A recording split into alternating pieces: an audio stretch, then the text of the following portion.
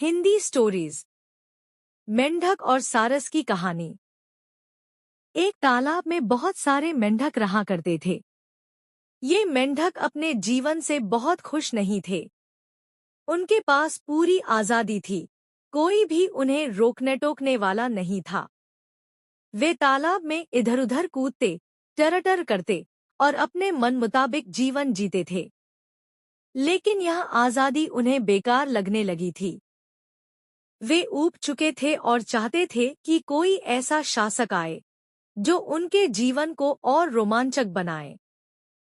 वे ऐसी सरकार चाहते थे जो राजसी ठाट-बाट के साथ आए और उन्हें यह एहसास दिलाए कि उन पर कोई शासन कर रहा है। मेंढकों को लगता था कि उनकी मौजूदा जिंदगी बहुत साधारण और बोरिंग है। वे चाहते थे कि उनका राजा ऐसा हो जो उनके तालाब में कुछ नयापन लाए, उन्हें मनोरंजन दे और उनके जीवन को और व्यवस्थित बनाए।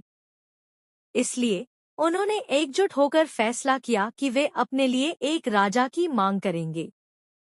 उन्होंने देवताओं के राजा बृहस्पति को एक याचिका भेजी। याचिका में उन्होंने लिखा, हमें एक ऐसा राजा चाहिए जो हम पर शासन करे, हमें दिशा दिखाए और हमारे तालाब को और शानदार बनाए। हम इस आजादी और साधारण जीवन से तंग आ चुके हैं। बृहस्पति ने जब मेंढकों की याचिका पढ़ी तो वे थोड़ा हैरान हुए। उन्हें मेंढकों की मूर्खता पर हंसी आई। वे समझ गए कि मेंढक वास्तव में बहुत सीधे-साधे और नासमझ प्राणी हैं। फिर भी उनकी बात मानने और उन्हें चुप कराने के लिए बृहस्पति ने एक बड़ा सा लकड़ी का लट्ठा तालाब में फेंक दिया।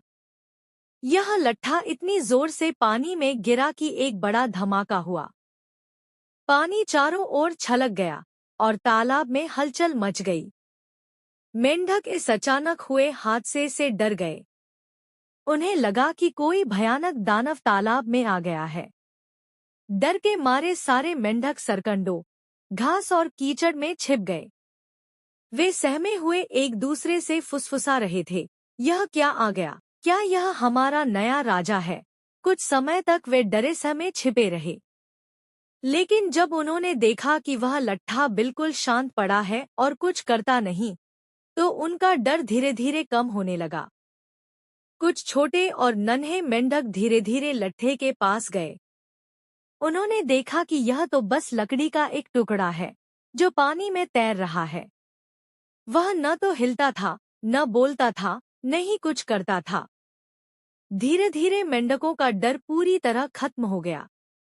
अब वे उस लट्ठे को एक मजेदार चीज समझने लगे।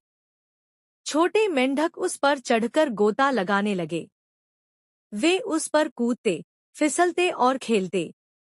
बड़े मेंढक उस लट्ठे को अपनी सभा का स्थान बना लेते। वे वहां बैठकर टरटर करते और बृहस्पति से शिकायत करते कि यह कैसा राजा है जो कुछ करता ही नहीं।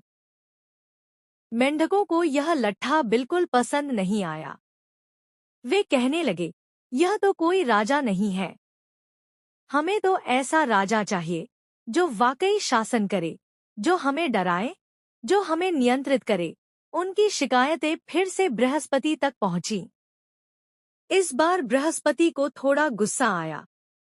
उन्होंने सोचा, ये मेंढक इतने नासमझ हैं कि इन्हें सबक सिखाना जरूरी है। इस बार बृहस्पति ने मेंढकों को सबक सिखाने के लिए एक सारस को तालाब का राजा बना दिया। सारस एक लंबा, तेज और भूखा पक्षी था।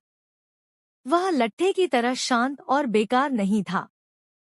जैसे ही वह तालाब में आया, उसने मेंढकों को दाएं-बाएं निगलना शुरू कर दिया। वह एक के बाद एक मेंढक को अपनी चोंच में दबाकर खा रहा था। तालाब में हाहाकार मच गया। मेंढक डर के मारे इधर-उधर भागने लगे। वे फिर से सरकंडों और कीचड़ में छिपने लगे, लेकिन सारस की तेज नजरों से बचना आसान नहीं था। मेंढकों को अब अपनी गलती समझ में आई। उन्होंने देखा कि उनका नया राजा कितना खतरनाक और क्रूर है। वे डर और दुख से चिल्लाने लगे। उन्होंने फिर से बृहस्पति से प्रार्थना की, हे देवताओं के राजा, कृपया हमें इस क्रूर सारस से बचाएं। यह तो हमें खा रहा है। हम सब मर जाएंगे। हमें हमारा पुराना जीवन वापस दे दें। बृहस्पति ने मेंढकों की पुकार सुनी, लेकिन इस बार वे गुस्से में थे। उन्होंने कहा, अब क्या शिकायत कर रहे हो? तुमने खुद ही एक राजा की मांग की थी। पहले मैंने तुम्हें एक शांत और निष्क्रिय राजा दिया, लेकिन तुम उससे खुश नहीं थे। अब तुम्हें एक ऐसा राजा मिला है जो शासन करता है जैसा तुम चाहते थे। अब अपने इस दुर्भाग्य के लिए तुम खुद ही जिम्मेदार हो। मेंढक अपनी गलती पर पछताने लगे। उन्हें समझ आ गया कि उनकी आज़ादी और साधारण जीवन ही उनके लिए सबसे अच्छा था। लेकिन अब बहुत देर हो चुकी थी। सारस उनके तालाब में राज कर रहा था और मेंढकों की संख्या दिन ब दिन कम होती जा रही थी।